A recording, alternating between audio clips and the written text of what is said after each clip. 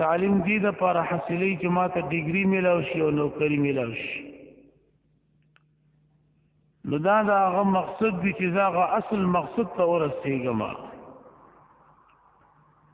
یو زمیندار دی پټي کې فصل دې د لپاره کړي او د هغې خصمانه کوي او څه وخت هغه فصل ورسېږي نو د هغه کور ته د هغې په عوض کې د هغې آمدن او دانې وغیره راشي نو دی وایي زه خپل مقصد ته ورسېدم. دیو جنا په دنیا کې هر یو سړی چې کم کسب او کار کوي دې مقصد د پاره کوي چې ما ته د هغې څه عوض او ثمره میلاو شي او زه اصل مقصد ته ورسېږم. نو کامیابی دغې ته ویلی شي. لیکن عزتمندو کامیابی اصل مقصد او صحیح مقصد ته رسیدل هغه سره کامیاب دی چې د دنیا کې داسې کارو کې چې کوم الله د الله رسول غواړي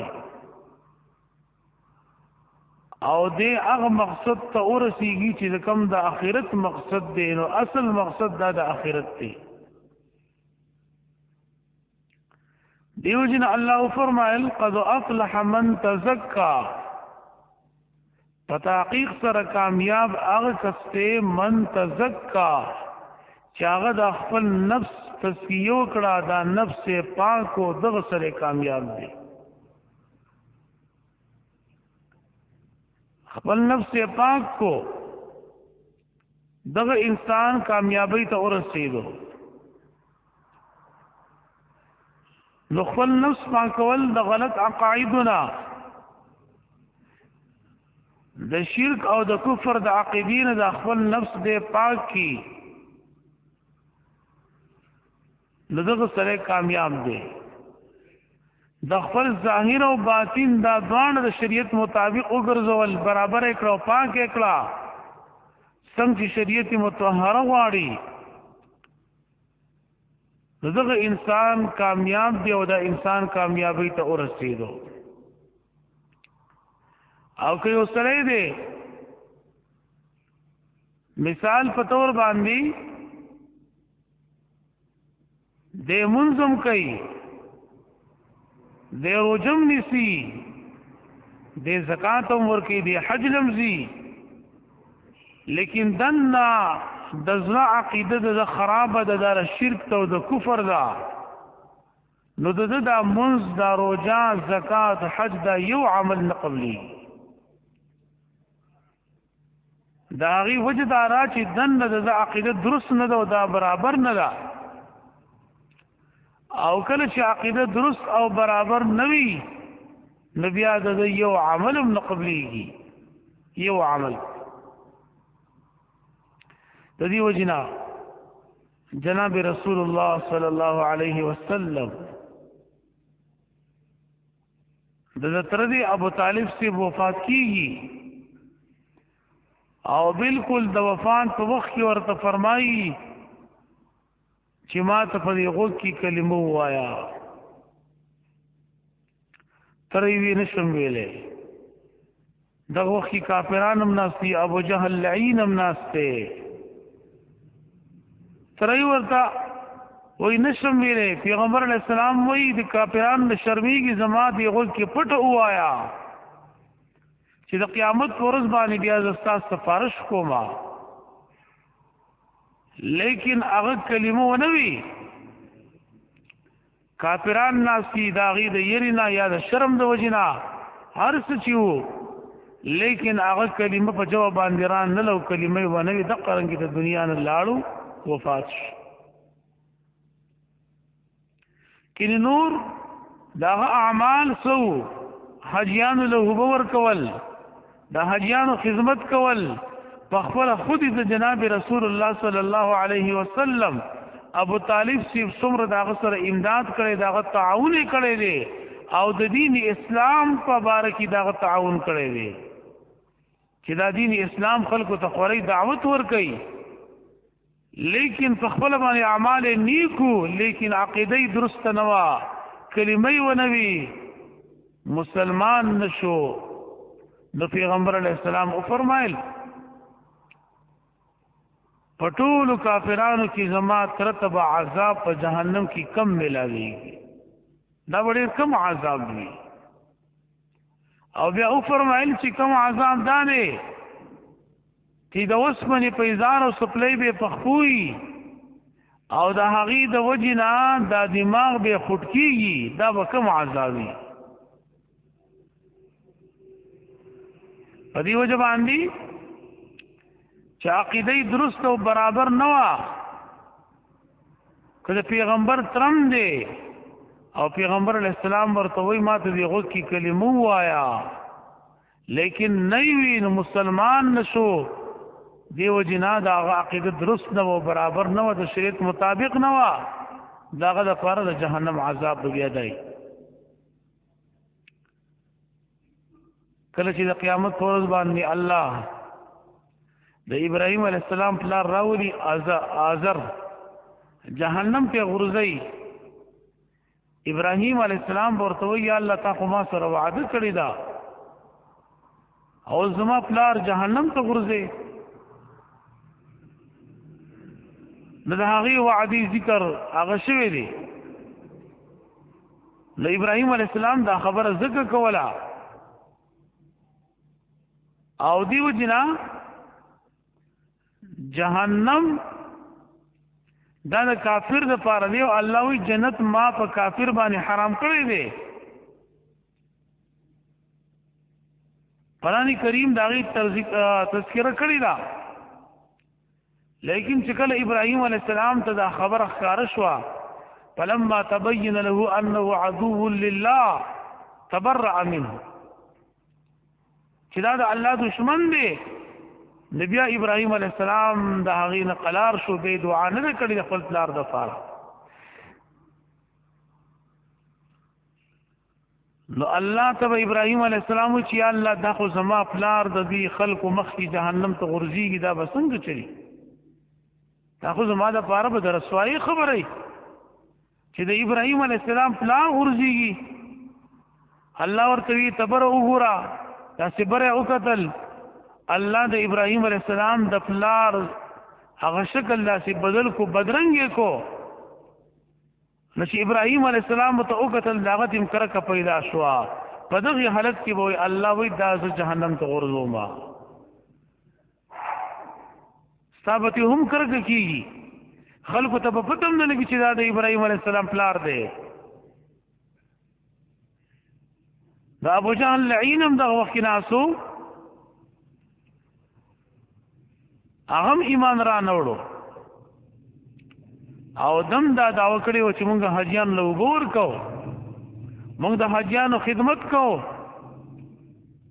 او مونږ خو ډېر مهمان نواز خلک یو عرب ټیک ده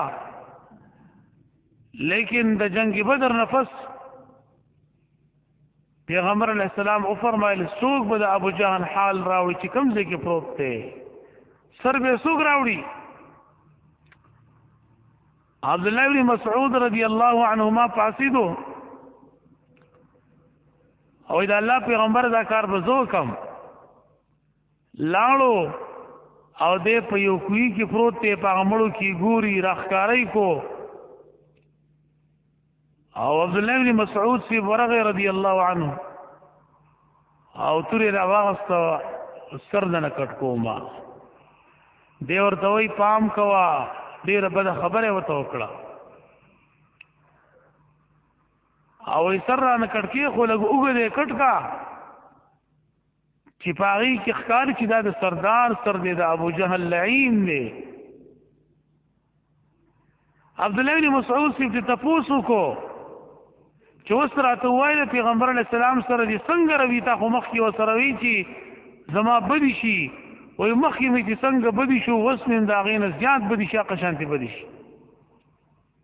تکبر کفر لویي دا کم ځای ته ورسو نو سره یې ټیکټ کو وایي په سر باندې څه کې وایي دا پیغمبر علیه السلام له وړم که نه د پیغمبر علیه السلام له هغه سر راوړ عرض دا دی چې نیک اعمال ال پیدا ور کوي چې داغي نمخ کی سړی د خپل نفس صفایو کی د عقیده برابر وي او د عقیده درست وي دا د شریعت مطابق وي تسیید نفس او کی خپل نفس پاکی د غلط عقایدنا د شرک او د کفر نه او ظاهر او باطن ځان د شریعت مطابق وګرځي نو الله فرمایي په تحقیق سره هغه سره کامیاب دی من تزکا چا چې خپل نفس پاک وذکر اسم ربه فصلى او یاد کو د خپل نوم رب د خپل رب العالمین نوم یاد کو دا غي ذکر یو کو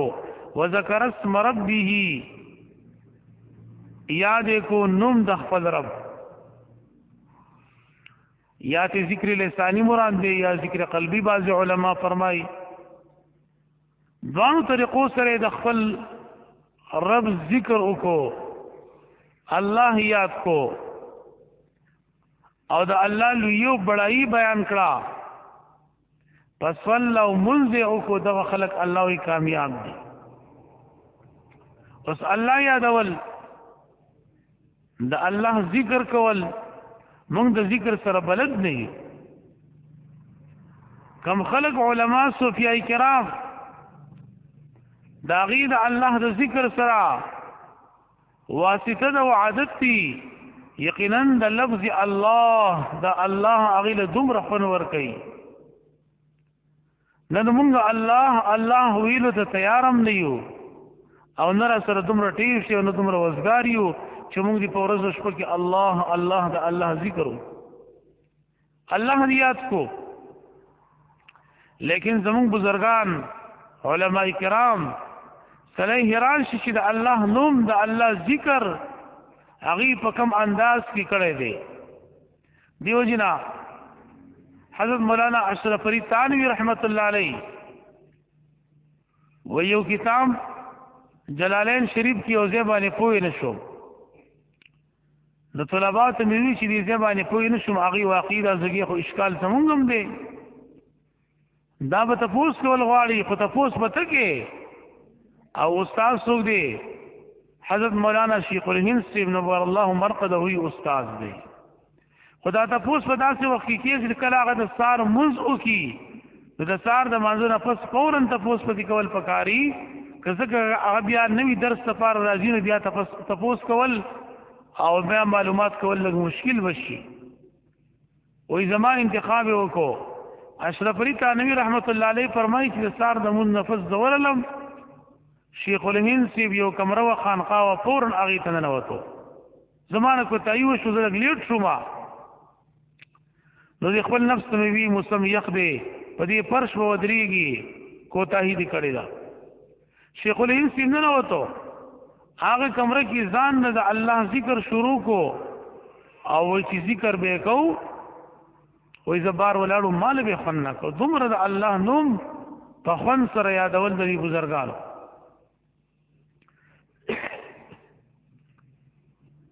وای چې کله ذکر فرقو موسم یخ دی د جمی دی او د خپل خانقاه کمرې نه راووتو وای مخ باندې خلی وی په سخت یخنۍ کې ماوی حضرت دا خو موسم یخ دی وای څه مسله ده ماوی چې په دې ځای باندې نه پوهیږم وای تفسیر شروع کوی زه بالکل نه پوهیدم وای ما ورته چې حضرت لګلان بیا را کوش تفصیل لګو صادره ته بالکل نه پوهیږم وای بیا شروع کوی بیا هم نه پوهیدم وای بیا راته وی اشرف علی دی وخت کې مال ذکر کړی دی وخت ته نه پوهیږي بل ټیم کې تاسو را نه وکړه اله دومره هغه د الله په ذکر کې د الله سره تعلق چې هغه تفصیل دومره تیز او دومره جوور تحقیق کو چې اشرف علی سی وایي زه پاغې نه پوهیدم دا یو پیرا حضرت عائشہ رضی الله تعالی عنها فرمایي چې پیغمبر علیہ السلام باندې د وحی کیفیت چې کله ختم شو زرالما نو ما ته وی چې من انت تسوږي ما ته وی چې انا عائشه زه خو عائشه ما وای ما نه تاسو کو چې عائشه څوک ده وای زه خپل بیبي وما لیکن دوی کیفیت دغه وخت ختم شو نو بالکل پته وته نه لګی دا ما ته وی د ابوبکر لور یما ما ته وی چې ابوبکر څوک دی ما ته وی د ابو قحافظ دی ما ته وی چې هغه څوک دی بس زوی دې بار راوته دوی کیفیت دا دومره سوا او زیاتو چې زه بالکل نسبی بیبی ما عائشه فرمای خو پیغمبر علیہ السلام دغه وخت کې زنه پیژندم چې دا څوک ده نن مونږ موږ کو مونږ باندې ولاړیو او مونږ په موږ کې سوجونه کو د موږ طرف ته توجه بالکل نه بزرگان نیکان موږ کې خو بالکل سان نه پیدا کیږي کلم چې عقیده الله ذکر وکاو هغه کې به هم چاته بالکل توجه نه صرف سوا الله ته توجه الله طرف ته متوجی وو دا الله نوم کې اثر دی نو په دې وجه باندې بزرگان چې کله د الله ذکر کوي هغه دومره شوق سره الله الله وای چې کوم خلق ناس یې هغه له خنور کوي نن زمونږ په جواب باندې د الله الله आवाजونه ناراضي هغه ذکر ناراضي چې کوم باندې الله خوشاليږي او د الله نوم کې اثر شته دیو جنا خواجه ابو الحسن قرقانی رحمت الله علیه دی باندې خبر کوله چې د الله نوم کې اثر دی او د الله نوم ډیر زیات اثر کوي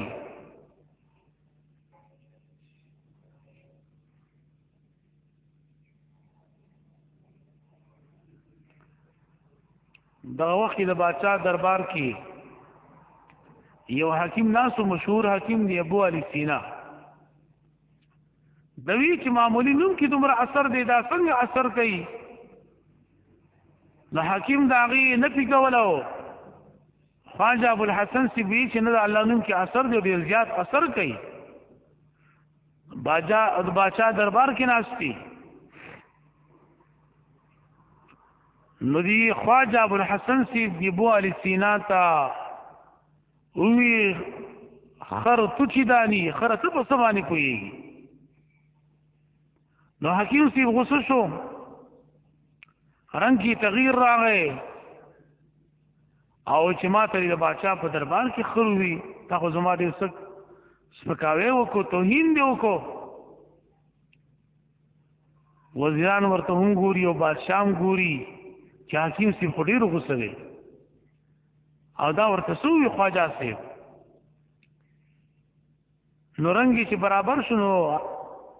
خواجه صاحب ورته وای دا ولي حکیم صاحب ستارن کې خوري تغییر راغی وای تغییر بنا راځي تا ما ته خروي نو دا څه خبر او دا خو معمولی غونډه کې لپزو زما د خلینو اوته نو تا باندې دومره اثر ولي وکړو وای نه تا ما ته خروي وای خچ ته فخر لپز باندې تا باندې اثر وکړو دا الله نوم به اثر نه کوي چې څوک یې وای ته الله کلام کې به اثر نه دا الله قرآن کې به اثر نه ایبا لیکن مونږ د اغي لا تر اوسه پوری پوښي پاغي باندې نه چې د الله په نوم کې څومره اثر دی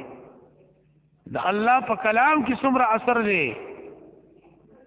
حضرت عمر رضی الله تعالی عنہ چې کله د الله کلام واوریدو د قرآن آیات دی واوریدو فوراً بخاموش شو دا زما د رب کتاب دی دا زما د الله کلام دی د الله خبرې دي بیا حضرت عمر سے بالکل خاموش کله به چې د الله کلام او تلاوت واوریدو نو په دې وجه باندې د الله په نوم کې اثر دی او اثر کوي د دې وجه نه الله فرمایي هغه خلک کامیاب دي وذكر اسم ربه فصلى چې د خپل نوم د خپل رب نوم یاد کې او د هغه ذکر او کې یاد وکي دیو جن الله پیغمبر او فرمایل ان هذا القلوب تستدعو پیغمبر علیہ السلام او فرمایل چې دې زړونو ته زنګ لګي تصدعو کما يصدع الحديد لکه څنګه چې وسپنې ته زنګ لګي دی وسپنې ته وګورئ واغې ته زنګ ولګي د پیغمبر علیہ السلام او فرمایل چې دې زړونو ته هم زنګ لګي صحابه کرام تفوس کوي یا رسول الله وما جلاؤها دا الله پیغمبر د دې د صفائی طریقه څه ده دا زنګ بس سره ختميږي نو پیغمبر علیہ السلام او فرمایل کثرت ذکر الموت وتلاوه القرآن تاسو مرګ ډیر یاد وای دی الله د کتاب تلاوت کوي زیات کوي کم سره چې مرګ زیات یادای د ځنه به زنګ لري کی کم سره د قرآن تلاوت ډیر کوي د هغه د ځنه به زنګ لري کیږي او زبه صفاکیږي داغي صفای ورازي نو په دې وجه باندې دا دو سيزونه تاسو کثرت سره یادوي یو مرګو او دیم د قرآن تلاوت تاسو د ځنه به زنګ لري کیږي د الله پیغمبر فرمایي دای د صفائی طریقه ده نن موږ وای 24 غنټې کې څومره ذکر کوو موږ د الله ذکر له 24 غنټې کې څومره وخور کړی دی او موږ د الله کتاب قرآن لا په 24 غنټې کې څومره وخور کوو چې د الله تلاوت وکړو د الله پیغمبر خو فرمایي په دې باندې زړه زنګ لري کیږي نو موږ د الله د کتاب تلاوت څومره کوو په 24 غنټې کې زما په خیال باندې پټول جماعت کې چې 15 کسان 5% به د قرآن تلاوت کې نور دغه حل لې دا ولي نن زموږ د موبایل لپاره ټیم شته فیسبوک د لپاره ټیم شته د دوستانو ملګرو لپاره ځپې شپو د لپاره ټیم شته لیکن د الله د یاد ذکر د لپاره او د الله قرآن د تلاوت د لپاره زموږ سره ټیم نشته دی بیا الله فرمای بل تؤثرون الحیات الدنیا الله وی تاسو د دنیا دی ژوند له ترجیح ورکوي د دنیا ژوند تاسو غوړه غنئ والآخرة خیر وابقى لیکن الله فرمای اخرت غوړه دی ډیر غوړه دی وابقى او اخرت همیشه د پاره دی د دنیا د اصول زندگی دی لمونږ زیاته ترجیح ورکاو د دنیا دی ژوند لا زیاته ترجیح ورکاو لیکن ګوره دا به همیشه د پاره نه دا پایدار نه دی دا ختمیدون کې دی او نن زمونږ شپه ورځ مهنت دا د دنیا د ژوند لپاره دی دا ټیک ده د دنیا د پاره د دنیا د ژوند لپاره ټیم ورکول داغي د پاره کسب کول دومره چې څومره تاسو ضرورت وي دومره اجازه ته اوس دانا چې تا بالکل اخرت پاغي باندې هیر کړی دی او د اخرت د پاره هیڅ تیارې ستا په ژوند کې نشته دی داغي د پاره کم تیارې نن موږ کول اخرت د پاره دنیا د پاره خوشبو ورځ مهنت دی دیو جن مثال په تور باندې تا ته یو سړی وایي چې دا مثال 2 کمرې کور در کوم دا 2 کمرې کور دی او سره سین دی خدا کچه دی پوخم نه دی خدا کور بستا همیشه د پاروي تا په سیمه ولی کو مثال په تور باندې او دی بل طرف تا سلور کمرې کور دی لنټریم دی هر څه وی لیکن دا به صرف ستا سره 1 کال 2 کال وی 15 کال به وی اوس اوخيار سره کم یو دی اوخيار سره خو هغه دی چې دا کور دله چې کم ورکی مستقل د پسیلی کی اگر کاغه کچه دی او لګ دی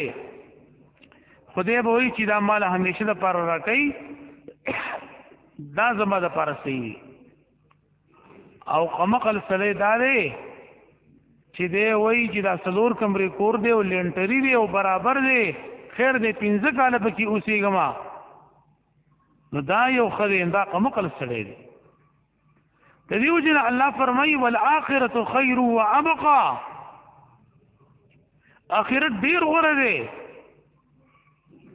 او د آخرت زندگی دا همیشه د پاره ده دا ختمیدو والا نه ده د دنیا نفع و نقصان دا عرضی دی او د آخرت نفع و نقصان ګورې همیشه د پاره دی که دنیا کی ته ناکام شي معمولی غونته کی تکلیف ورسېدو تاوان ورسېدو نو دا ګورې عرضی دی لکه چې د ژوند ورځې عارضي دي نو دا ختمېدونکې دی لیکن الله دې نه وکړي که چېرته کې په آخرت کې تا ته نقصان ورسېدو او ته تاواني شوې او ناکام شوې نامراده شوې او الله دې نه وکړي فیصله د جنت په ځای باندې د جهنم وشوه وایې که نه هلته کې بیا ستا دا تاوان څوک ادا کوي دا هغې تاوان د ادا کولو دپاره هېڅ ستا سره بیا څه شی نشته دی چې هغه تاوان ته په هغې باندې ختم کړي نو د دنیا زندگی عرضي ده د دنیا دا ژوند عرضي دی دا یو څو ورځې دی د الله وایي تاسو د دنیا زندگی له ترجیح ورکړې ده والآخرة خیر وابقا لیکن آخرت دا ډیر غوره دی او د آخرت ژوند دا همیشه دپاره دی دا نه ختمېدونکې زندگی ده نو په دې وجه باندې الله فرمایي کامیاب سړی کم یو دی کامیاب سړی چې هغه د خپل نفس پاک کی تزکیه د نفس وکړي بیا د الله نوم د الله ذکر وکړي او بیا د هغې نفس د الله عبادت وکړي الله وی ګورې پام کوئ د دنیا زندګۍ د په آخرت باندې ګورې چې تاسو ترجیح ورنه کوي د دنیا زندگی عارضی ده دا ختمېدونکې ده او د آخرت زندگی دا همیشه دپاره ده دا ډیره غوره ده الله تبارک وتعالی دی موږ او تاسو ته د آخرت د تیارۍ دپاره دغه توفیق راکړي او فکر شروع کړو واخر دعوانا ان الحمد لله رب العالمین دعا وکړي الحمد لله رب العالمین